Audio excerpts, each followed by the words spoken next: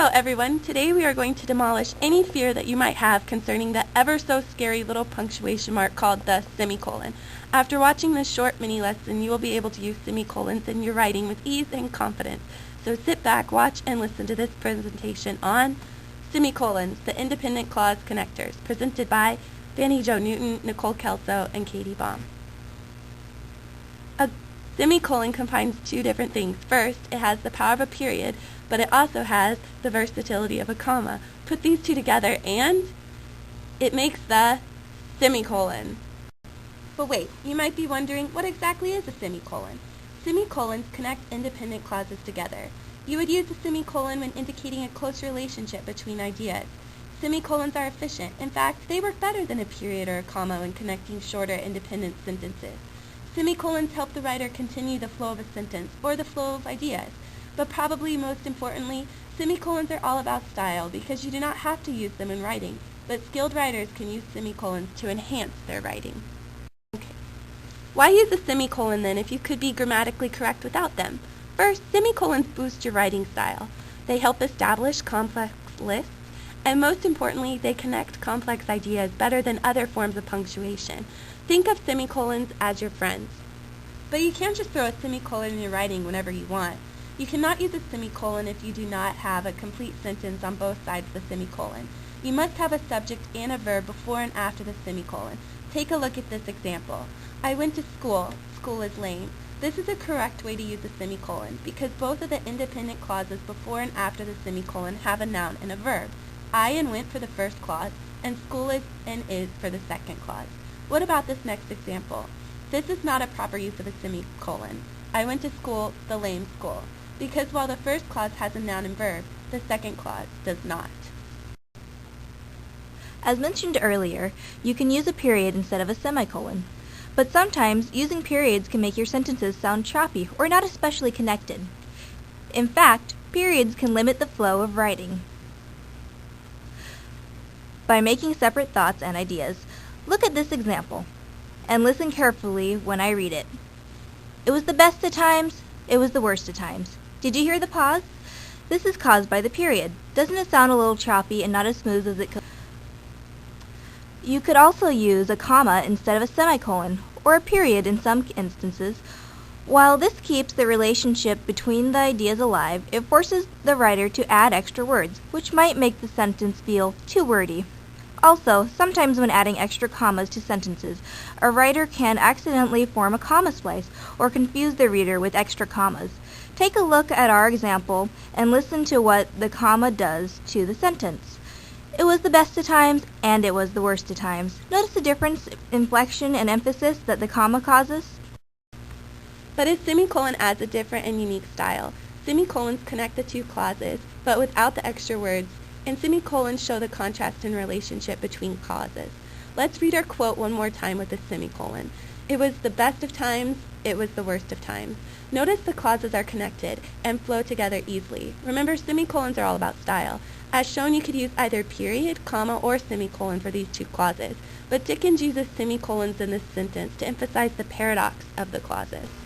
So how are you supposed to know when to use a semicolon? If you feel that two sentences have a special relationship and that they share ideas, contrast ideas, or connect with each other, and you want to emphasize and connect these clauses, then use a semicolon. Or maybe you have a sentence that has too much information and words in it, then split it up with a semicolon. Just remember to not capitalize the letter after the semicolon unless it is a proper noun. Now that we've seen how semicolons work, let's try doing a few exercises together now. Ready for our first sentence? I am going home. I intend to stay there. I'm going home. I intend to stay there. Semicolon! Having fun yet? It rained heavily during the afternoon. However, we managed to have our picnic anyway. It rained heavily during the afternoon. However, we managed to have our picnic anyway. Semicolon! One more. They couldn't make it to the summit and back before dark. Therefore, they decided to camp for the night. They couldn't make it to the summit and back before dark. Therefore, they decided to camp for the night. Semicolon! That was great. Let's do one more. I love semicolons. They make me happy because they marry clauses together. I love semicolons. They make me happy because they marry clauses together. Semicolon! So now let's see if you can do it on your own. We have taken some quotes from Martin Luther King Jr.'s I Have a Dream speech and left out the semicolons. We would like you to carefully read through the quotes and decide where those missing semicolons should be appropriately placed. Remember that a semicolon connects two independent clauses, not fragmented or dependent clauses, and also be careful not to confuse them with. And here are the quotes.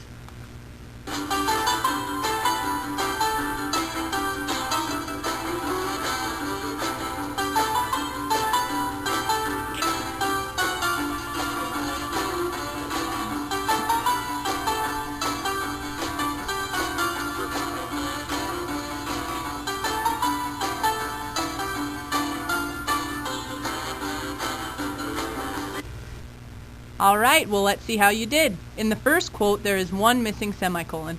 The first independent clause, we know through painful experience that freedom is never voluntarily given by the oppressor, carries the importance of what must be done to gain freedom. Into the second independent clause, it must be demanded by the oppressed. The semicolon takes its place between the two clauses and creates a stronger relationship between the clauses than a period would make. In the second quote, there is also one missing semicolon. Towards the end of the quote, the semicolon splits two independent clauses. In those days, the church was not merely a thermometer that recorded the idea and the principles of popular opinion, and it was a thermostat that transformed the mores of society. Both clauses are complete sentences. However, the second independent clause strongly follows the ideas presented in the first and calls for a more flow-like punctuation, the semicolon. In the final quote, there are two missing semicolons, and were a little more difficult to find because of their closeness. There are three consecutive independent clauses that rely on each other to fully display the meaning of the passage, and have been separated by semicolons, not periods, to create that rhetorical flow.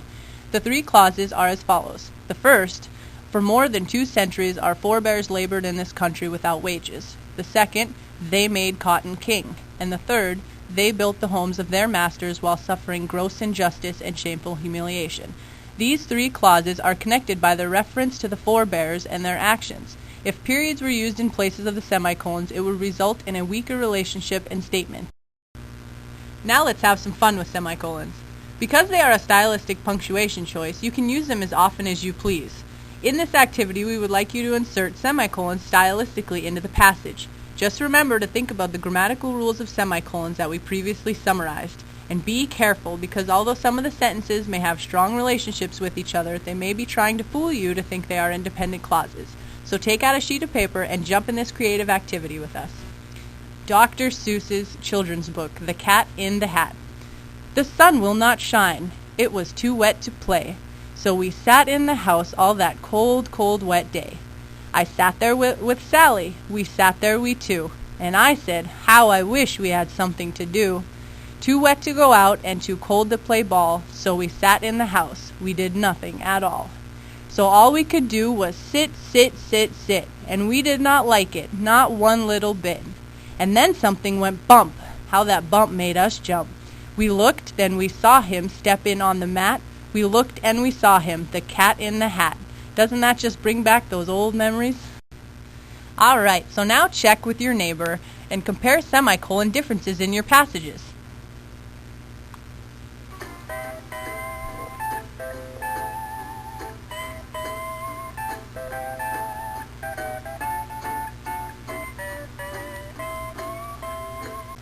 Well, our time is done here, and we hope that you have learned some interesting information about semicolons. Remember, they are a stylistic choice that can be used to improve the flow of ideas within your writing. We hope you are no longer scared of the semicolon. They are your friends and can be very helpful. Well, that's all. Thanks for listening. Signing off is Fanny Jo, Katie, and Nicole.